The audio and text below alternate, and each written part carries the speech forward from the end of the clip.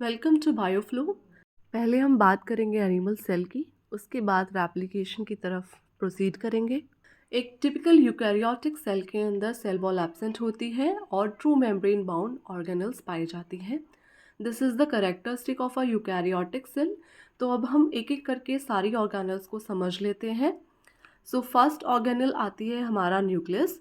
Nucleus को cell का brain कहा जाता है और इसके अंदर कुछ और ऑर्गेनल्स जैसे न्यूक्लियोलस, न्यूक्लियोसोम और क्रोमैटिन पाया जाता है। क्रोमैटिन ही आगे जाके डीएनए का फॉर्मेशन करता है और डीएनए को सेल का जेनेटिक मटेरियल कहते हैं। नेक्स्ट है साइटोप्लाज्म। साइटोप्लाज्म एक जेली लाइक मटेरियल है जिसके अंदर सारी सेल ऑर्गेनल्स पाई जाती हैं, जो कि सेल मेम्ब्रेन के अंदर और न्यूक्लियस के बाहर का रीजन होता है। नेक्स्ट सेल ऑर्गेनल है हमारी माइटोकॉन्ड्रिया। माइटोकॉन्ड्रिया एक बीन शेप्ड स्ट्रक्चर है, जैसा कि आप देख सकते हैं। ये स्फेरिकल और रॉड शेप ऑर्गेनल होती है, डबल मेम्ब्रेन बाउंड होती है। इसी को power house of the cell कहते हैं, यानी सेल की एनर्जी इसी में बनती है। Endoplasmic reticulum. एंडोप्लाज्मिक रेटिकुलम एक थिन नेटवर्क है मेम्ब्रेन्स का, जो कि न्यूक्लियस से अटैच्ड होता है। इसका काम प्रोटीन्स बनाना और बाकी ऑर्गेनल्स को फॉर्म करना होता है। नेक्स्ट ऑर्गन है ribosomes. Ribosomes small spherical structures होते हैं जो कि आरएनए रिच साइटोप्लाज्मिक ग्रैन्यूल्स कहलाते हैं और यही प्रोटीन सिंथेसिस की साइट होती है, यानी राइबोसोम्स ही प्रोटीन के सिंथेसिस में हेल्प करते हैं, जो कि हम आगे पढ़ने वाले हैं। नेक्स्ट है न्यूक्लियोपोर। न्यूक्लियोपोर छोटे से होल्स होते हैं जो कि न्यूक्लियर मेम्ब्रेन में पाए जाते हैं। इन्हीं न्यूक्लियर पोर्स के हेल्प से जितना भी न्यूक्लियस में बढ़ने वाला मटेरियल है वो साइटोप्लाज्म तक पहुंचता है। नेक्स्ट है गोल्जी अपैरेटस।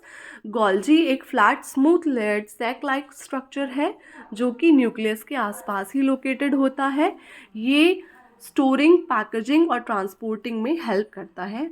डिफरेंट टाइप की सेल ऑर्गेनल्स तक चीज़ों को पहुंचाता है, उनको मैन्युफैक्चर करता है और ट्रांसपोर्टेशन करवाता है।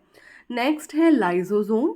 लाइसोसोम्स राउंड ऑर्गेनल्स होती हैं जो कि मेम्ब्रेनस होती हैं, सिंगल मेम्ब्रेनस, और इसके अंदर स्पेशल टाइप के डाइजेस्टिव एंजाइम्स पाए जाते हैं जो कि वेस्ट को डिग्रेड करते हैं। अब देखते हैं हम सेंट्रल डॉग्मा ऑफ लाइफ क्या कहता है। सेंट्रल डॉग्मा ऑफ लाइफ हमें बताता है कि किस तरीके से डीएनए से आरएनए और आरएनए से प्रोटीन्स का फॉर्मेशन होता है। So according to central dogma, DNA की सेल्फ रेप्लिकेशन होती है। सेल्फ रेप्लिकेशन के बाद ट्रांसक्रिप्शन के प्रोसेस की हेल्प से डीएनए से आरएनए का फॉर्मेशन होता है। ये होता है by the process of कॉपिंग DNA into mRNA. ये हम आगे समझने वाले हैं। देन आरएनए से बनती है प्रोटीन्स। इस प्रोसेस को कहा जाता है ट्रांसलेशन। ट्रांसलेशन के प्रोसेस में एमआरएनए की हेल्प से बनाई जाती है प्रोटीन्स, और ये प्रोटीन्स पॉलीपेप्टाइड की चेन्स होती हैं जो कि डिफरेंट डिफरेंट स्ट्रक्चर्स की होती हैं। प्रोटीन्स आगे जाके डिज़ायर्ड एंजाइम्स का फॉर्मेशन करती हैं। सो ये है सेंट्रल डॉग्मा, और सेंट्रल डॉग्मा बताता है कि एक सेल की मशीनरी कैसे वर्क करती है। यहाँ पे डीएनए से आरएनए बनने का जो प्रोसेस है ये न्यूक्लियस के अंदर होता है, वहीं आरएनए से प्रोटीन बनने का प्रोसेस होता है साइटोप्लाज्म में। जैसे ही डीएनए से आरएनए या एमआरएनए बन जाता है, वो न्यूक्लियर पोर्स के थ्रू होते हुए साइटोप्लाज्म में पहुंच जाता है। साइटोप्लाज्म में पहुंचने के बाद राइबोसोम्स उस एमआरएनए को रीड करते हैं और डिफरेंट पॉलीपेप्टाइड्स एमआरएनए के ऊपर by the help of tRNA attach होती जाती हैं और प्रोटीन्स का फॉर्मेशन होता है। तो ट्रांसलेशन के प्रोसेस को भी हम एक वीडियो में आगे डिस्कस करेंगे। इस वीडियो में हम डीएनए के रेप्लिकेशन के बारे में स्टडी करने वाले हैं और ट्रांसक्रिप्शन एंड ट्रांसलेशन के ऊपर वीडियोस हम फर्दर आगे बनाएंगे। चलिए अब डीएनए रेप्लिकेशन की बात करते हैं। जब डीएनए रेप्लिकेट करता है तो हेलिकेज एंजाइम डीएनए स्ट्रैंड को सेपरेट करता है।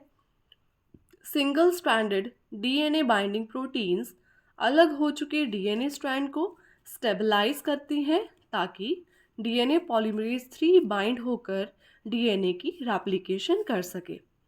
Firstly newly form DNA strand को लीडिंग स्ट्रैंड कहते हैं, जो कि 5 प्राइम से 3 प्राइम डायरेक्शन में डीएनए पॉलीमरेज की हेल्प से बनता है।